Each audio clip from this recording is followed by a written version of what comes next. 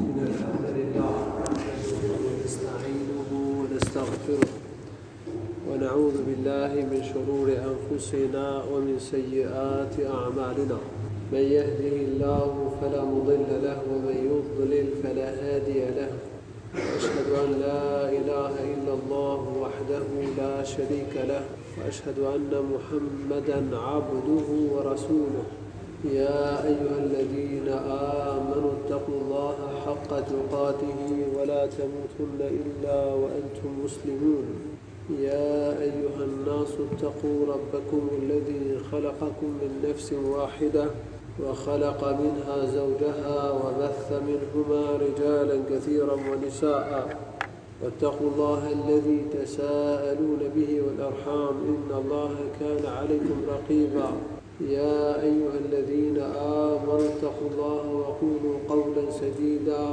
يصلح لكم أعمالكم ويغفر لكم ذنوبكم ومن يطع الله ورسوله فقد فاز فوزا عظيما أما بعد فإن خير الحديث كتاب الله وخير الهدي هدي محمد صلى الله عليه وسلم وشر الأمور محدثاتها وكل محدثة بدعة وكل بدعة ضلالة وكل ضلالة في النار.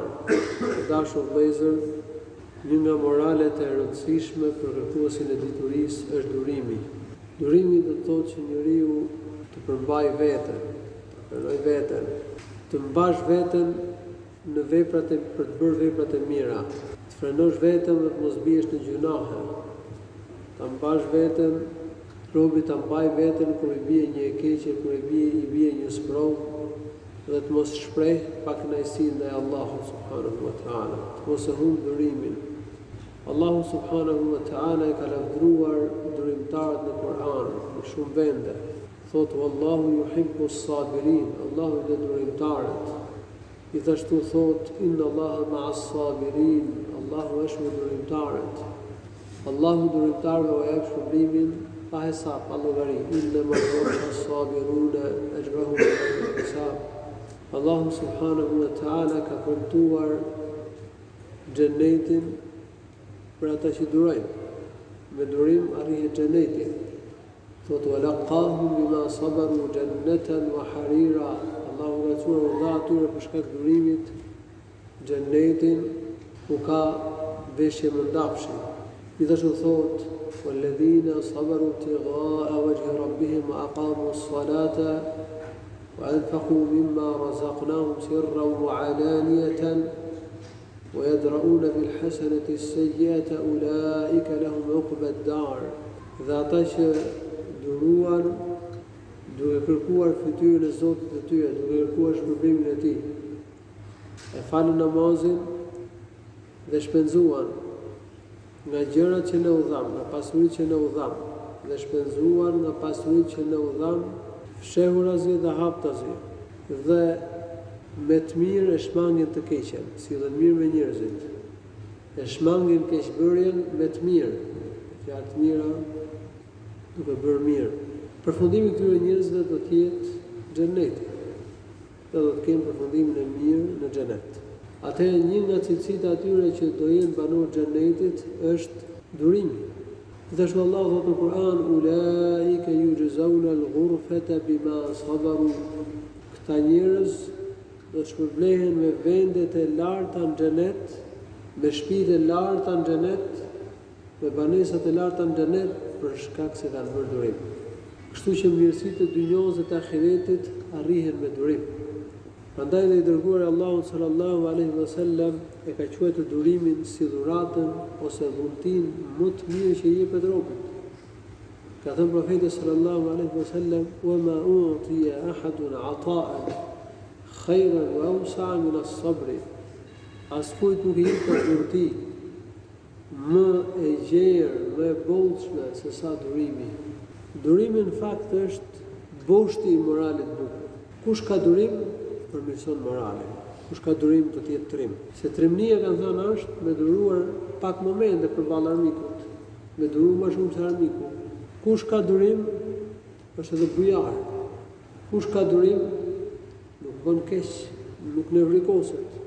E përmban veten, Kështu që me durim njeriu përmirëson moralin.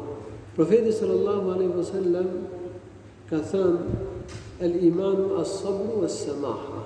Ka thënë besimi, imani është durimi dhe shpirtmirësia, toleranca.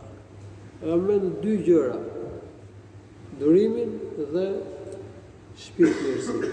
Durimi është tre llojesh. Durimi në ibadet, durimi për të bërë ibadetin, pa durim njeriu se bën ibadetin, se ka namazin, nuk e bën xhihadin, nuk e bën dot haxhin, nuk këndon Kur'an, nuk bën dhikr, duhet durim për të bërë ibadetin. Për të bërë ibadetet. Allahu subhanahu wa ta'ala thotë në Kur'an: "Rabbus samawati wal ardi wa ma bainahuma fa'budhu wastabir li'ibadatihi." Zoti i qiejve dhe i tokës dhe gjithçkaja që gjendet ndërmjet tyre, ndërmjet qiellit dhe tokës. Adhuroj atë dhe duro wastabir li'ibadatihi. Dhe duro për adhurimin e Allahut, Zotit tonë. Pra Allahu lartësuar ka urdhëruar që të durojmë për të bërë ibadetin. Gjithashtu Allahu lartësuar thotë në Kur'an: "Wa'mur ahlaka bis-salati wastabir 'alayha." Urdhëroje familjen tënde të falë namazin dhe duro në faljen e namazit. Kush nuk ka durim, nuk çohet në fal sabahut, nuk e fal namazin rregullisht në xhami, nuk do të jetë kujdesshëm në falë namazet, nuk do të jetë i rregullt në falë namazet. Durimi është shumë i rëndësishëm për të bërë ibadetin. Dhe në fakt ky është lloji i dytë i durimit. Lloji i dytë i durimit është durimi për të larguar nga gjunahet. Kush ka durim e frenon veten dhe ruhet nga gjunahet. Kush nuk ka durim, bie në gjunahet. Bën veset e ulta, bën punë turpshme, bie në gjunahet.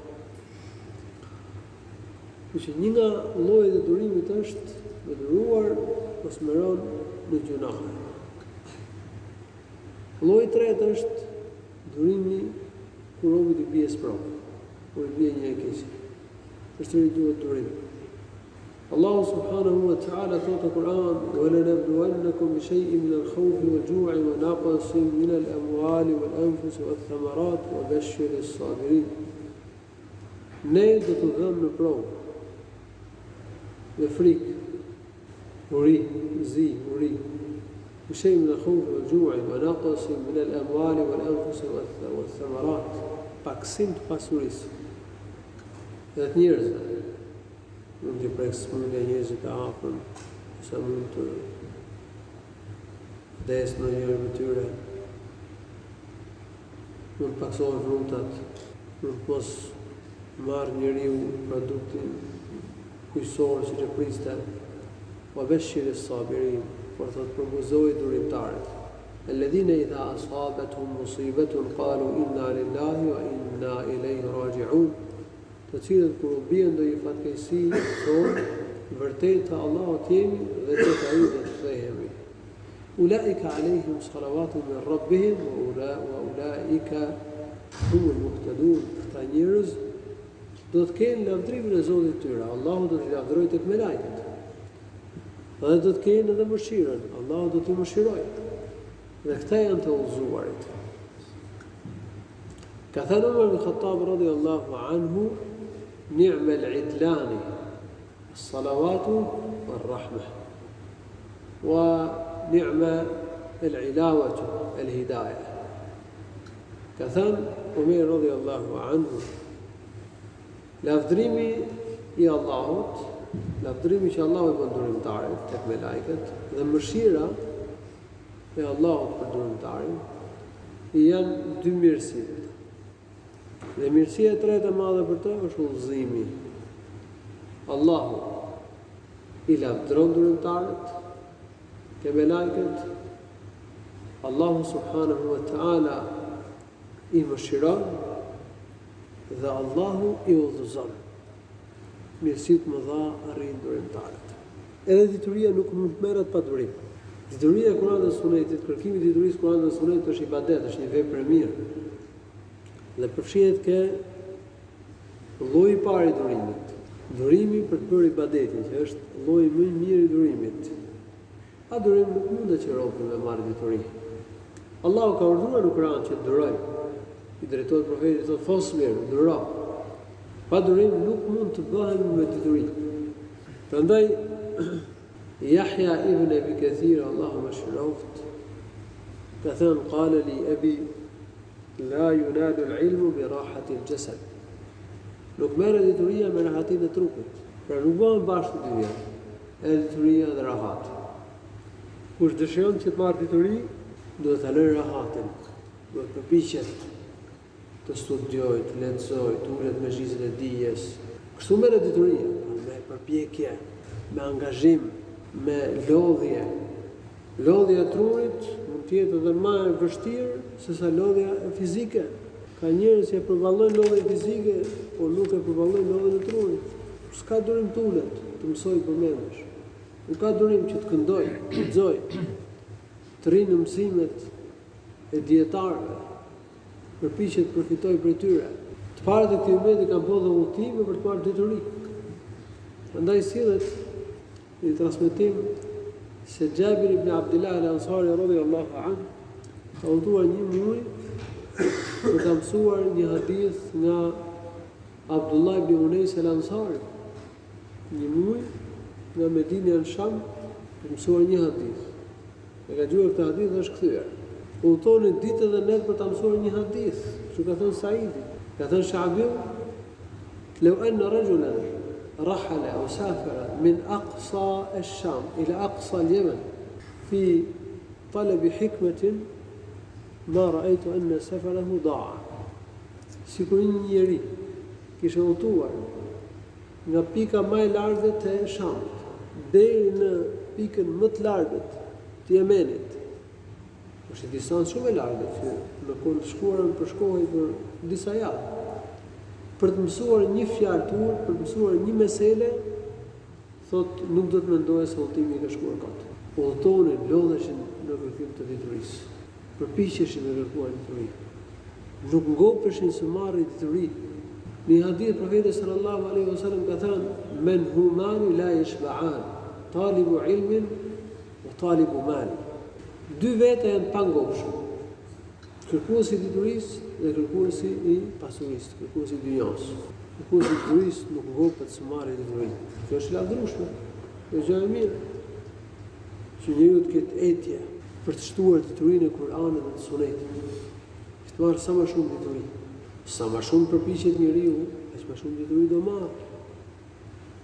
Prandaj përmendet se Imam الشافعي الله مشروف كثان من vargje بقدر الكد تكتسب المعالي من طلب العلا سهر الليالي.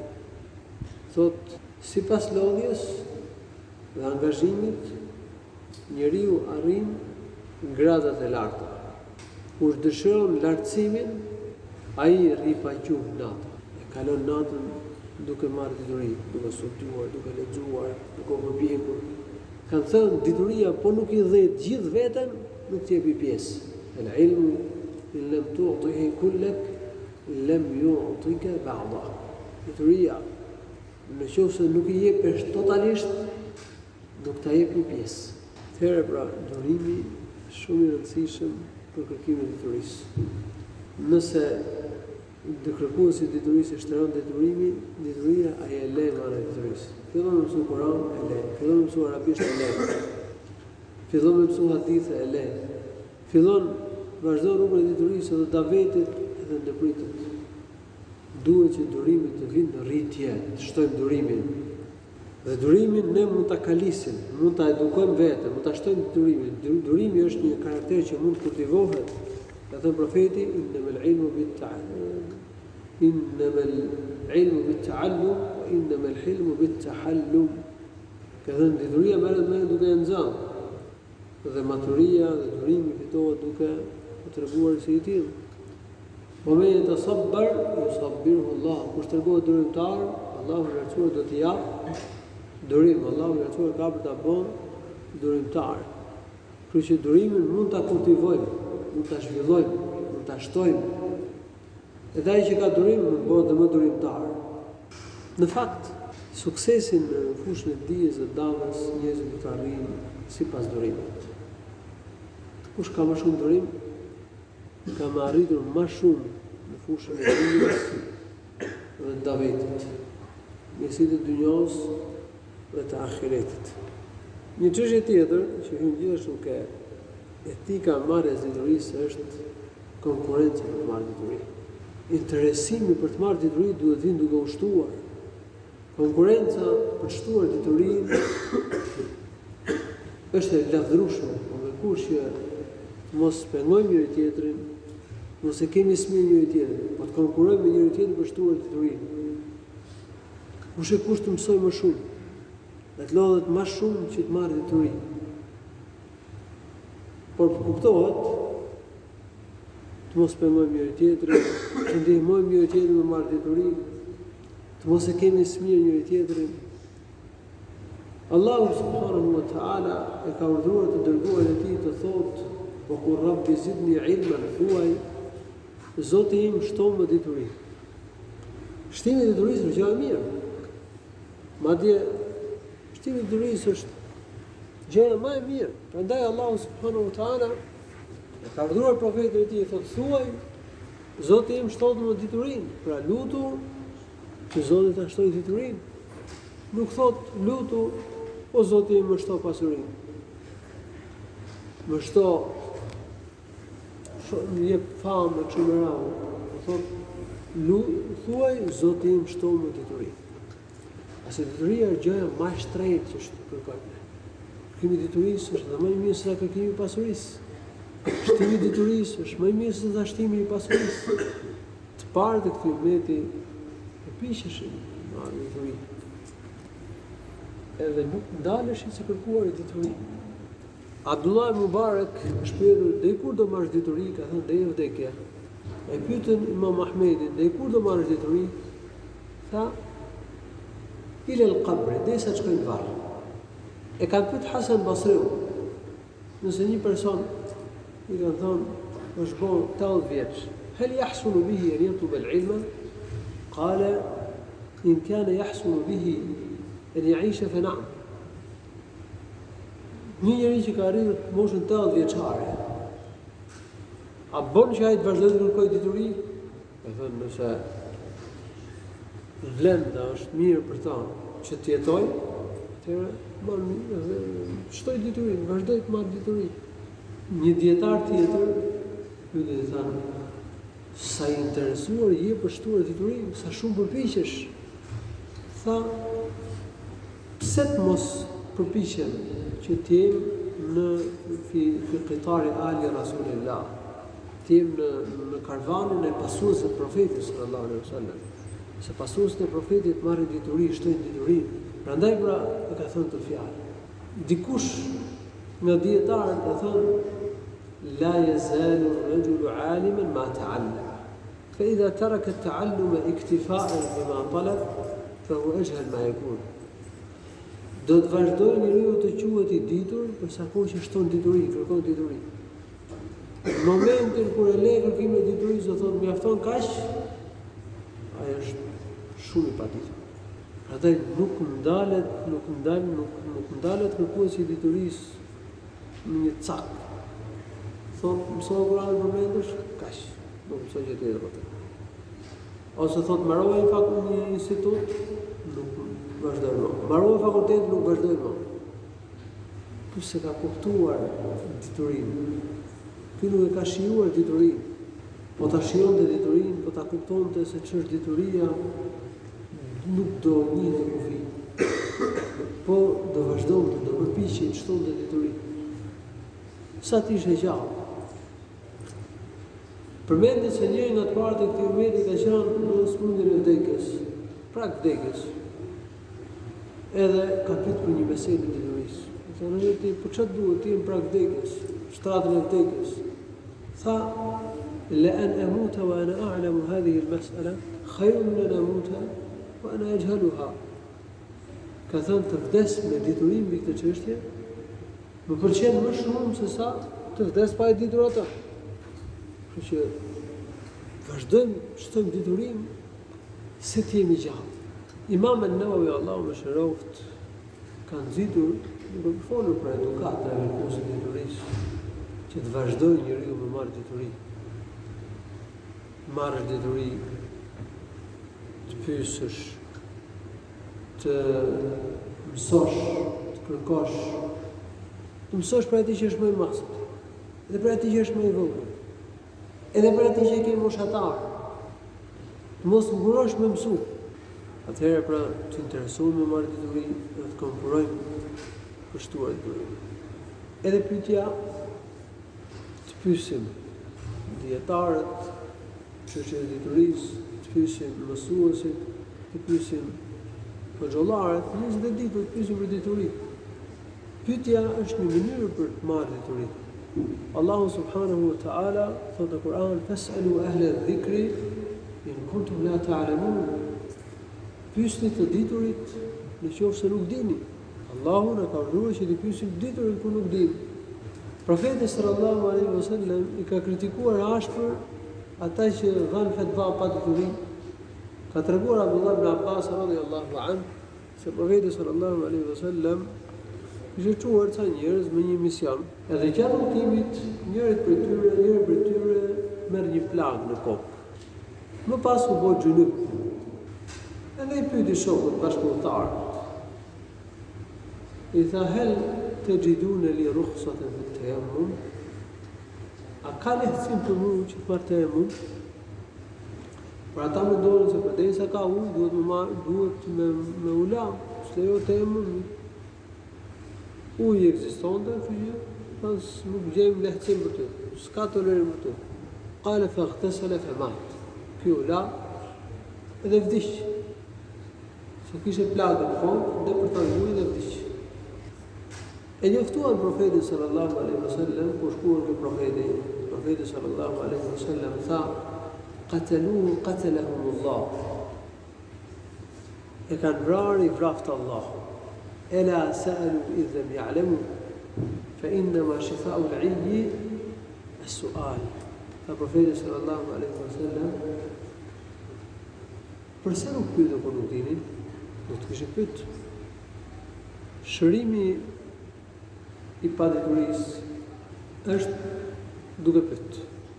Kur njeriu se kupton diçka, si do të kuptojë duke pyet.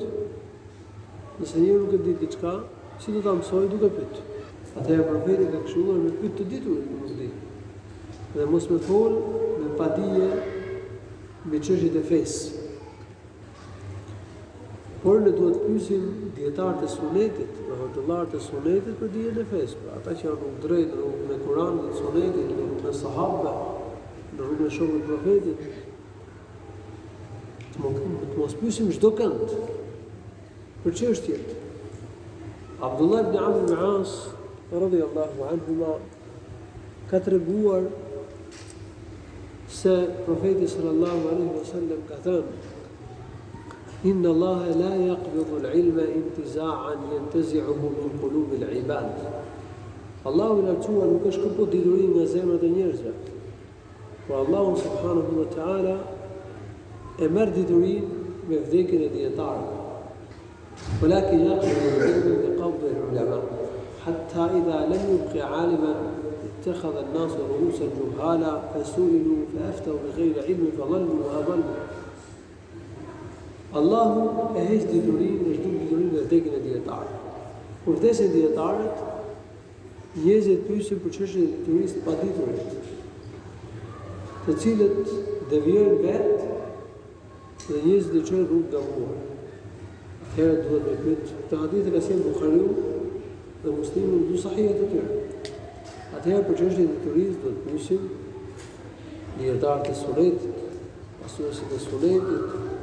Mos pyesim bidatçit, mos pyesim të devijuarit, se njerëzit e devijuar që e mbajnë veten për ditur, vetë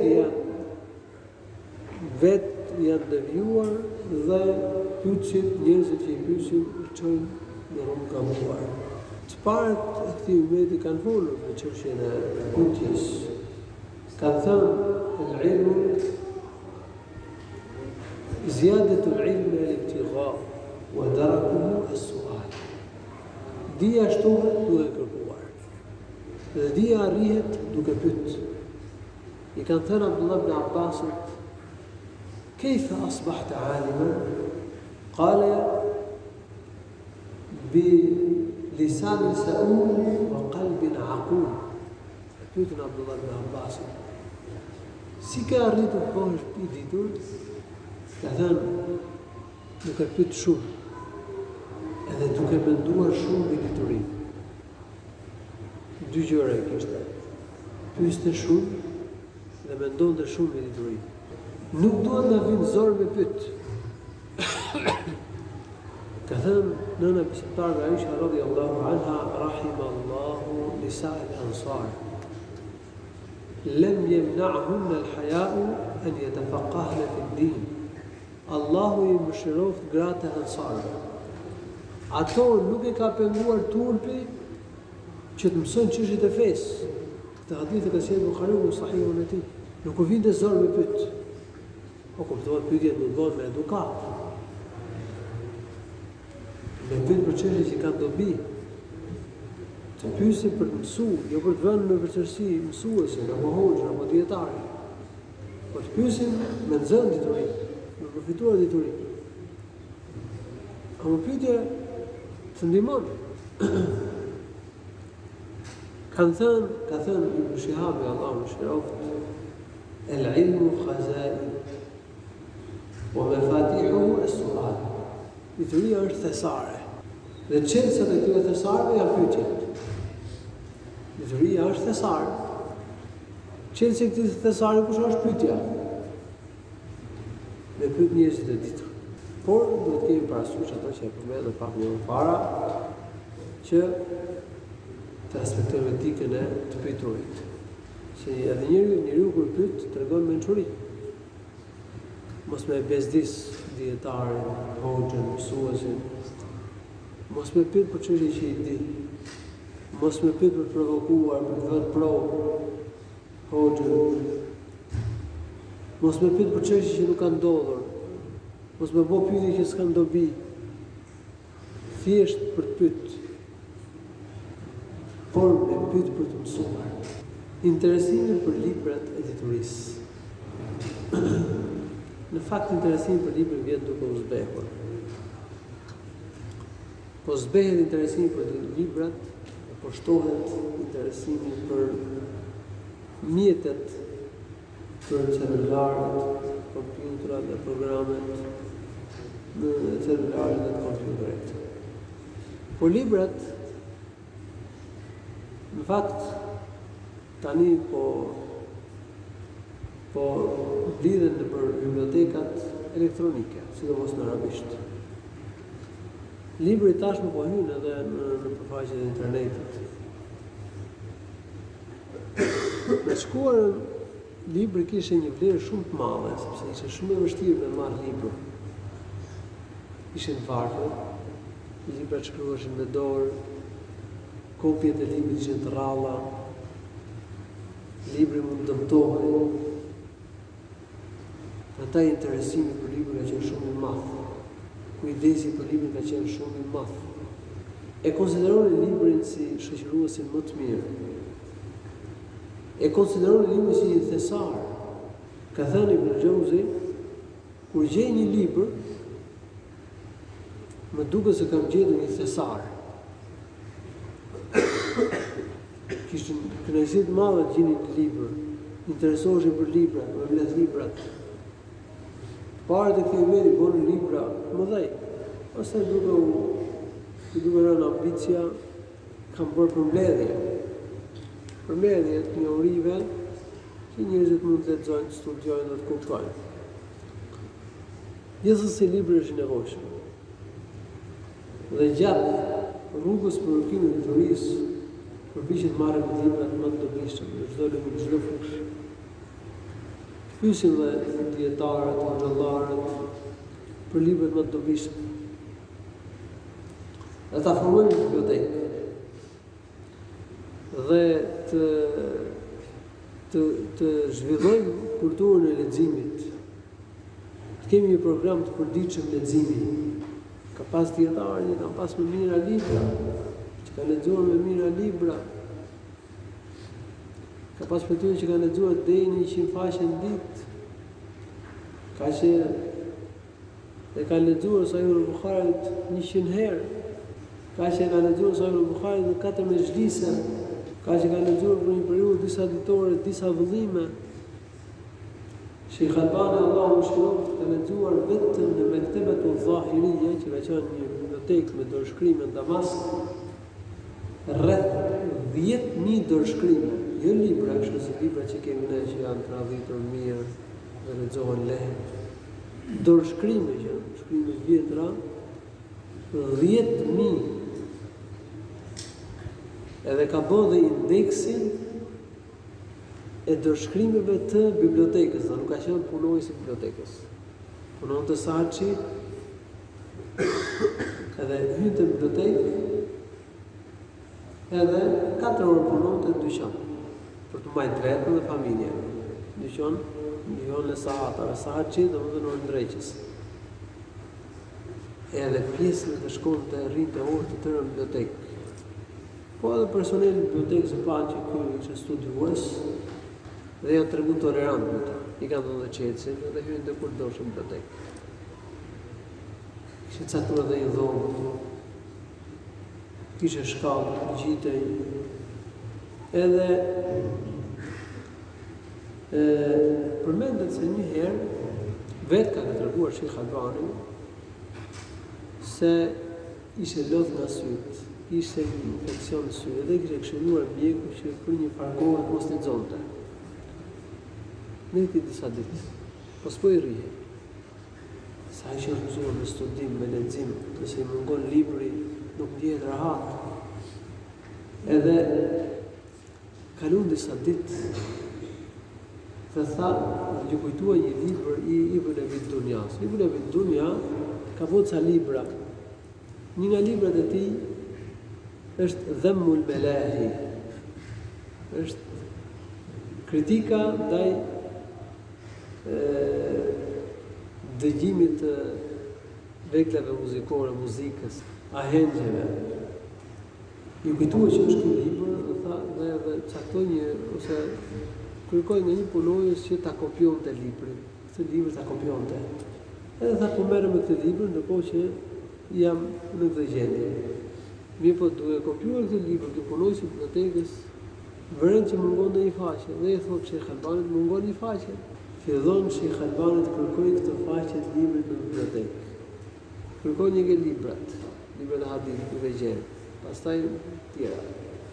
Pastaj në raftet ku ishin fletë mbledhura dhe pjesë libra që nuk dihesh çfarë librash janë. Kërkon, nuk e gjen. Fletën nuk e gjet. Por tashmë arriti të zbulonte shumë libra. Dhe tha duhet më bërë dhe një studim tjetër gjithë libra e bibliotekës me pas se kush janë librat e hadithit dhe kush janë librat të cilat gjenden në hadithe. Ne fillojmë me kap librat një nga një prapë. Kush janë librat e hadithit, kush janë pjesët që kanë hadithe. Për shembull, ishin disa kishte pjesë librash, nuk ishin libra të plot që ndodhin në bibliotekë. Ka libra që kanë humbur. Gjenden vetëm një pjesë e librit. Dhe biblioteka Zahiriyya në Damask ka qenë domethënë një thesar me dorëshkrime. Ndoshta një dorëshkrim hadith mund gjej vetëm në bibliotekë. Dhe Sheikh Albani Allahu mëshiroft në një pjesë të jetës tij kur shqyrton të hadithe, po të lexon librat e sheikhut, shqyrton të hadithe u referohet dorëshkrimeve, libra ta botuar. Në botën islame shumë studiues si kishin këto libra. Dhe ju duhet që të referohesh në librave të Sheikh Albanit për të parë se çfarë ku gjendet kjo rruga hadithit apo ku përmendet ky hadith. E studioj edhe një herë ku ishin librat e hadithit dhe pjesët në të cilat kishte hadithe. Pastaj erdhi radha e tretë për studimit. Dhe studionte intësisht dhe ka shkruar një 40 ca vëllime, i ka mbledh gjithë hadithet dhe rrugët e haditheve. Ka mbledh krejt hadithet që ishin në dorëshkrimet e bibliotekës Zahiriyya, edhe kjo vepër që ka bërë, ka shërbyer gjatë jetës, i referohej për të parë hadithet dhe rrugët e haditheve. Pra ka lexuar 10.000 libra në bibliotekën Zahiria. Kjo është punë e madhe. Lodhje e madhe. Edhe këtë ka përshkruar në historinë e kësaj letre që e ka përshkruar në paratheni që ka bërë indeksit të ndërshkrimeve në bibliotekën Zahiria. Pra kishte ka pas durim madh edhe interesim madh për studim, për lexim. Atëherë pra interesimi për librat është gjë e mirë, me marr librin, me kujdes për librin,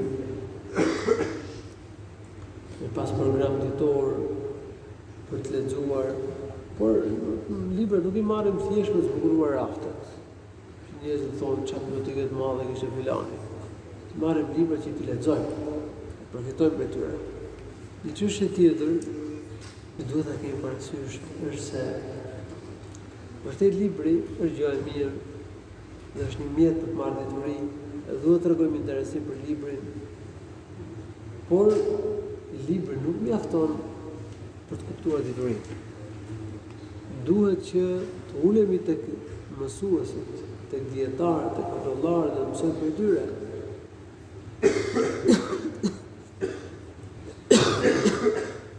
Kanë thënë një nga provat më të rënda në fushën e kërkimit të diturisë është të shjukhu sahifa, në pas si shejх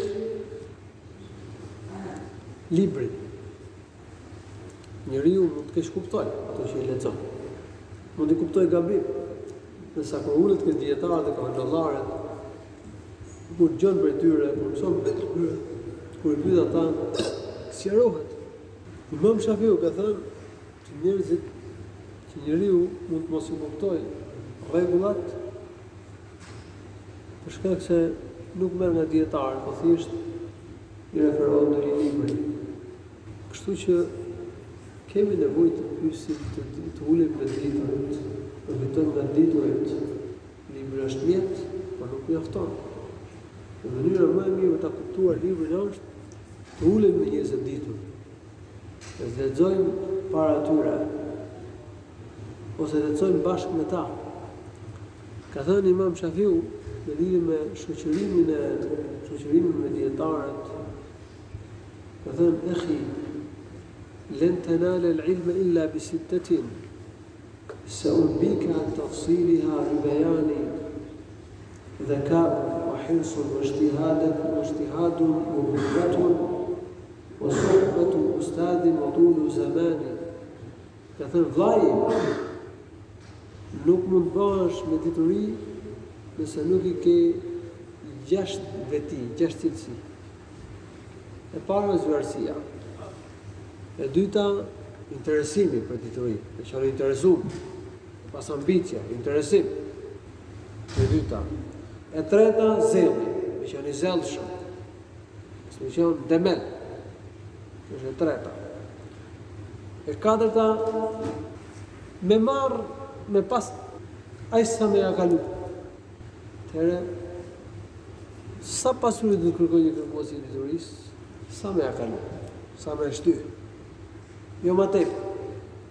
Nëse në qoftë se njëri u angazhohet në kërkimin e pasurisë, me pasdore diturisë, mund të thotë, "Allah t'ja lehtësoj robët pasurinë." Edhe vazhdo me kërkuar dituri, Allah e shton pasurinë. Por në të shumta të rasteve, kush angazhohet shumë mas pasurisë, do lë pasdore marrjen e diturisë. Po bulghatun. Pra, nuk thot që mos me fitu, po me fitu ai sa për të majtë. Në pjesën tjetër të kohës, me e harxhu për të marrë dituri, me e shfrytzuar për të marrë dituri. U bulghatun. Wa suhbatu ustadi, shoqërimi me mësuesin, shoqërohesh me mësuesin. Të ulesh me mësuesin, lexosh bashkë me ta. Kemi nevojë për dietar, për hoxhallar që shoqërohen me ta, të ulemi me ta, të përfitojmë prej tyre. Wa tulu zamane, dhe kohë gjatë. Duhet kohë gjatë me u bërë dituri. Një çështje tjetër është qiltërsia dhe amaneti. Kërkuesi i turizmit të jetë i çiltër, do të thotë në vërtetën atje i besueshëm ta ruaj amanetin. Çiltërsia dhe mbajtja e amanetit, ruajtja e amanetit në morale të larta. Në ana tjetër, gënjeshtra dhe tradhtia janë dy cilësi shumë të këqija. Allahu subhanahu wa ta'ala thotë në Kur'an: "Ya ayyuhalladhina amanu la takhunu Allaha wa rasulahu wa takhunu amanatikum wa antum ta'lamun." O besimtarë, mos e tradhtoni Allahun dhe të dërguarin e Tij. Dhe të tradhtoni amanetet tuaja, duke ditur diçka të tillë. Që duhet bëjmë kujdes, mos me gënjy kur, mos me tradhtu. Gënjeshtra e çon njeriu në zjarrin e xhenemit. Çiltërsia e çon në xhenet. Profeti sallallahu alaihi wasallam ka thënë një hadith: "Aleikum bis-sidq, inna as-sidqa yahdi ila al-birr, wa inna al-birra yahdi ila al-jannah." Thot, tregoni të çiltër. Çiltërsia, kur njeriu thot vërtetën, ka qëndrim të çiltër, çiltërsia e bën njeriu të mirë. Dhe mirësia e çon në xhenet. Nëse njeriu do të tregohet i çiltër, do shkruhet tek Allahu si i çiltër. La yazalu ar-rajulu yataharra yasduq wa yataharra as-sidqa hatta yuktaba 'inda Allahi siddiqa. Në ana tjetër, ruhuni nga gënjeshtra, thotë, se gënjeshtra e bën njeriu të prishur. Dhe nëse njeriu bëhet i prishur, do fillon zjarri i xhenemit. ولا يزال الرجل يكذب ويتحرى الكذب حتى يكتب عند الله كذابا. Nëse njeriu tregohet gënjeshtar, atëherë ka më shkruar tek Allahu i lartësuar si gënjeshtar. Të bëjmë kujdes dhe mos gënjejmë në çështjen e diturisë. Mos e themi atë që nuk e dim. Të mos i veshim të dërguarit Allahut atë që s'e ka thënë. Inna kadhiban alayya, ka thënë profeti sallallahu alaihi wasallam, inna kadhiban alayya laysa ka kadhibin ala ahadikum. Faman kadhaba alayya muta'ammidan falyarij an-nar. Ka thënë gënjeshtra ndaj meje nuk është si gënjeshtra ndaj ndonjëri prej jush. Kush gënjen me qëllim me dashje ndaj meje, ai le të hyjë në zjarrin e xhenemit. Ai do të hyjë në zjarrin e xhenemit. Do zoj vendin në xhenem. Allahu na ruaj. Duhet bëjmë kujdes njeriu që të mos kundërshtojë të vërtetën. Nëse e kuptojmë që në një çështje kemi gabuar, nuk duhet na vijë zor, s'do ta kemi problem që të rriqemi. Ta pranojmë gabimin. Të pranojmë vërtetën. Nuk duhet që më treguar kokë fort. Shëm një gjykim, një fetva, ku njeriu mund të ketë gabuar, duhet të rriqet. Do të ishte tradhti ndaj diturisë. Nëse njeriu e di se kush është e vërteta, e thot kundërta. Thotë se mos e kuptojnë njerëzit se filani u tërhaq.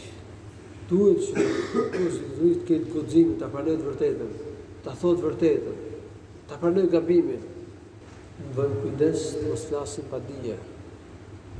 Të mos japim përgjigje për çështjet e fesë me padituri, se kjo hyn te tradhtia gjithashtu.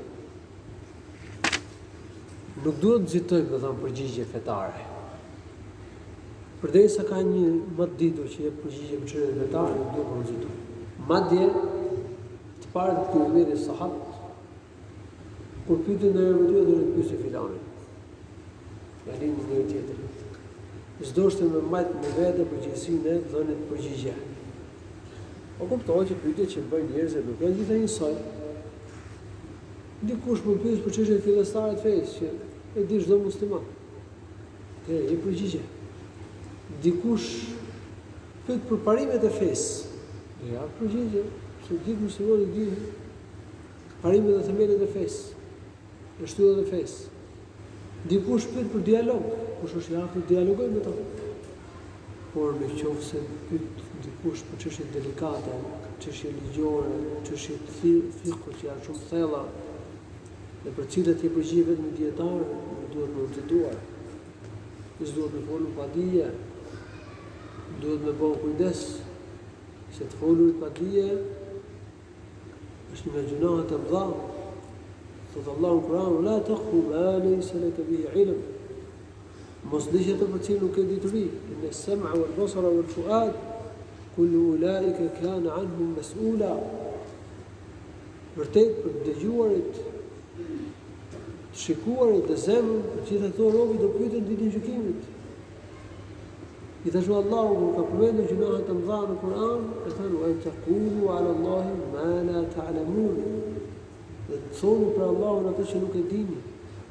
Çfarë dhe kjo ummeti nuk nxitonin në të dhënë fetva.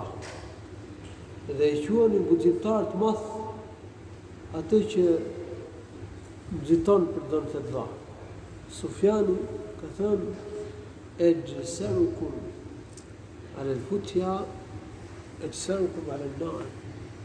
Ai që guxon më shumë në dhënë të ngutet, të rëmbehet për të dhënë fetva, ai rëmbehet të shkuar në zjarrin e xhenemit. Allahu na ruaj. Dikush ka shkuar me pyet El-Qasim al-Muhammedin për një çështje të fesë. Ata nuk di të dhënia përgjigje.